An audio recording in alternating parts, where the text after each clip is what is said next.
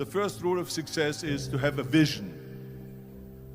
You see, if you don't have a vision of where you go, and if you don't have a goal where you go, you drift around and you never end up anywhere. It's like you can have the best ship in the world, you can have the best airplane in the world. If the pilot or the captain doesn't know where to go, it would just drift around. It would not end up anywhere, or most likely in the wrong place. So I was very fortunate that I stumbled onto my vision. I mean, as you know, I was born in 1947 in Austria after the Second World War. And I didn't really like Austria when I grew up. I couldn't wait to get out of there. I couldn't see myself becoming a farmer or a worker in a factory or anything like that. Even though my parents wanted me to stay there and have a normal life. My father wanted me to become a police officer like he was. My mother wanted me just to stay there and marry a girl with the name of Heidi, hopefully, and have a bunch of kids and run around like the Van Trapp family in The Sound of Music. But that was their vision, not mine. My vision was totally different. I felt that I was born for something special, for something unique, for something big. You know how great it felt that I knew where I was going? Imagine the majority of people don't know where they're going. It's when you have a goal, when you have a vision, everything becomes easy. Because remember that in America, for instance, when you study, you will see the percentage of people that like their jobs. 74% hate their job in America. Now, there is not much different when you come to Europe. The majority of people don't like what they're doing because they're really not doing it because they didn't have a goal and they followed this goal. They just aimlessly drift around, and then all of a sudden there's a job opening, so they get that job because you have to work. But then when you work, it's a chore. It's work. It's not fun. So if you think about, only a quarter of the people really enjoy what they're doing in life. That is unbelievable if you think about it. So I felt so blessed that I knew what I was doing. It's like a medical student that studies and knows he wants to become a doctor. You know where to go. So I knew where to go. So people always ask me, when they saw me in the gym in the pumping iron days, they say, why is it that you're working out so hard? 5 hours a day, 6 hours a day, and you have always a smile on your face. The others are working out just as hard as you do, and they look sour in the face. Why is that? And I told people all the time, I said, because to me, I'm shooting for a goal. In front of me is the Mr. Universe title. So every rep that I do gets me closer to accomplishing that goal, to make this goal, this vision, turn into reality. Every single set that I do, every repetition, every weight that I lift will get me a step closer to turn this goal into reality. So I couldn't wait to do another 500-pound squat. I couldn't wait to do another 500-pound bench press. I couldn't wait to do another 2,000 reps of sit-ups. I couldn't wait for the next exercise, for the next half hour of posing and all the kind of things that you have to do to be a champion. And with the age of 20, I went to London and I won the Mr. Universe contest as the youngest Mr. Universe ever. And it was because I had a goal. So let me tell you something, visualizing a goal and going after it makes it fun. You got to have a purpose no matter what you do in life. You got to have a purpose. So that's rule number one, have a vision. Rule number two is, don't listen to the naysayers. Don't listen to the naysayers.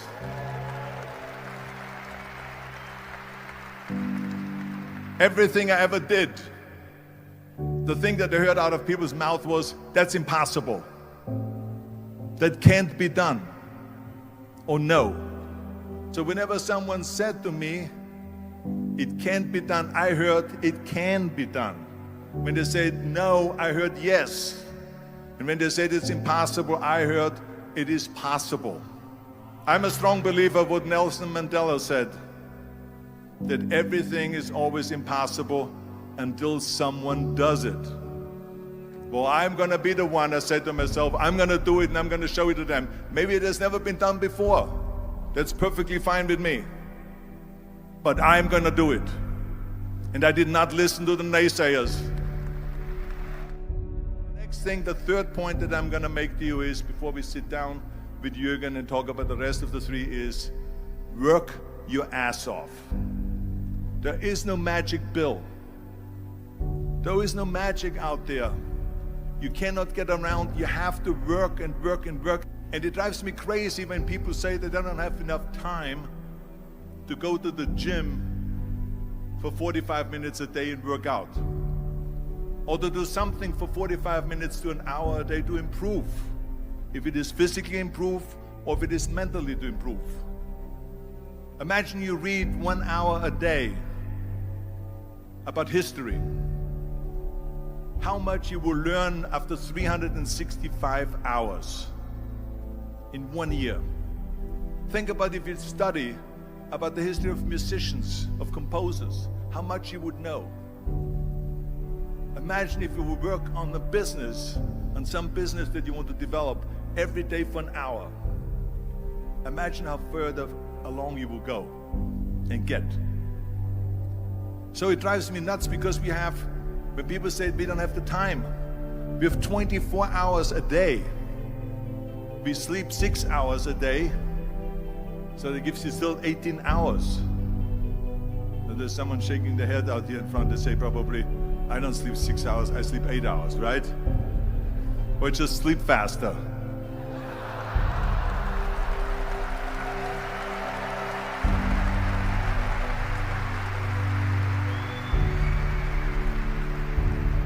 So we have 18 hours a day. The average person works around 8 to 10 hours. So let's assume it's 10 hours, so we have 8 hours left. Then you travel around an hour a day, maybe 2 hours a day. So now you have still 6 hours left. So what do you do with these 6 hours? What do you do with these 6 hours? Then we eat a little bit, then we schmooze a little bit, talk a little bit to people and all that stuff. But you can see how much time there is available if you organize your day. So you got to work hard. I mean, let me tell you something. When I went to America, I went to college. I went and worked out 5 hours a day. And I was working on construction. Because in those days in bodybuilding, there was no money. I didn't have the money for food supplements or anything. So I had to go to work. So I worked on construction. I went to college. I worked out in the gym, and at night from 8 o'clock at night to 12 midnight, I went to acting class 4 times a week. So I did all of that. There was not one single minute that I wasted. I became very friendly with Muhammad Ali in the 70s. And Muhammad Ali worked his butt off. And I saw it firsthand. And I remember that there was a sports writer that was there in the gym when he was working out and he was doing sit-ups. And they asked him, how many sit-ups do you do? And he said, I don't start counting until it hurts. Now think about that. He doesn't start counting his sit-ups until he feels pain. That's when he starts counting. That is working hard. And so you can't get around the hard work. It doesn't matter who it is. As a matter of fact, I believe what Ted Turner said, work like hell and advertise.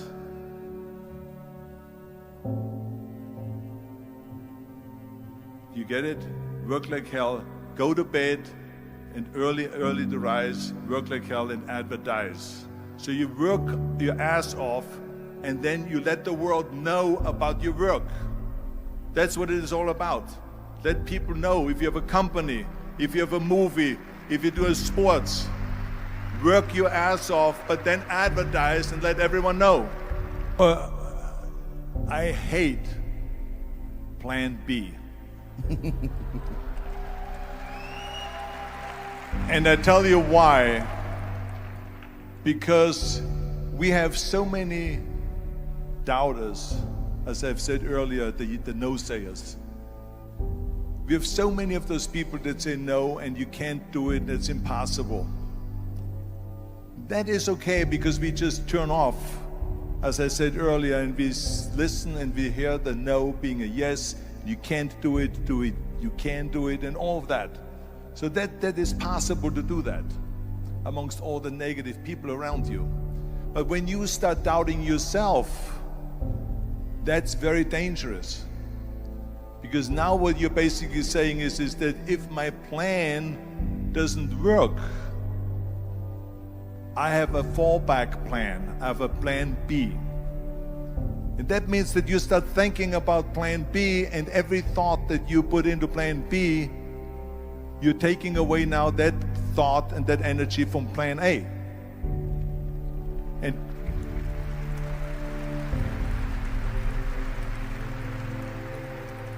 And it's very important to understand that we function better if there is no safety net, because plan B becomes a safety net. It says that if I fail, then I fall and I get picked up and I have something else there that will protect me. And that's not good, because people perform better when there's no safety net. People perform better in sports and everything else if you don't have a plan B. To me, it is very dangerous to have a plan B, because you're cutting yourself off from the chance of really succeeding. And the reason, one of the main reasons why people want to have a plan B is because they are worried about failing. What is if I fail, then I don't have anything else? Well, let me tell you something, don't be afraid of failing, because there's nothing wrong with failing. You have to fail in order to climb that ladder. There's no one that doesn't fail. We all fail. It's okay.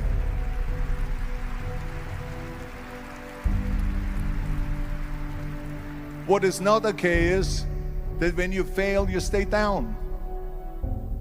Whoever stays down is a loser. And winners will fail and get up, fail and get up, fail and get up. You always get up. That is a winner. That is a winner. Hey, we all lose. We all have losses. This is okay. And this is why I say don't be worried about losing, because when you're afraid of losing, then you get frozen. You get stiff. You're not relaxed. You got to be, in order to perform well in anything, if it's in boxing or if it is on your job or with your thinking, is only happening when you relax. So relax. It's okay to fail. Let's just go all out and give it everything that you got. That's what it is all about. So don't be afraid to fail. This is one of my 6 rules to success. You can only feel complete as a person if you think about what can you do for your fellow member around you that maybe needs help. I felt like that. Everyone has a different motivation why you get into that. I was an immigrant going to America, and I saw how America was the most generous country in the world. I mean, they opened up their arms to me, they helped me, they invited me for Thanksgiving dinner. The people, they brought me, the bodybuilders in the gym brought me plates to my apartment because I had no plates, I had no silverware, I had no bedware, I had no pillows, I had no blanket, I had no TV, I had no radio, I had nothing. They brought it to my apartment. They helped me. And I saw that firsthand, this generosity in America.